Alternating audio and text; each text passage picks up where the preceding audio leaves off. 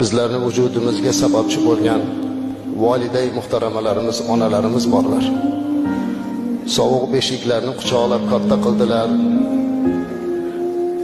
Bizlarni boqib, ulg'aytirdilar.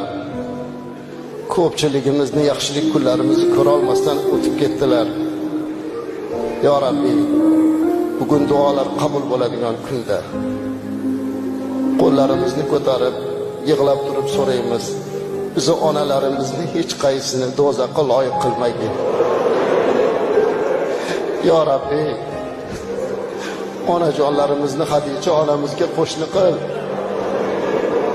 Ular ibodatlarni oz qilgan bo'lsalar, biz sabab bo'ldik. Bizga mehr beraman deb ibodat qila olmadilar. Bolamni boqaman deb senga yuzlana olmadilar. Endi bugungi barcha ibodatlarimizni savobini ularni daftariga yoz.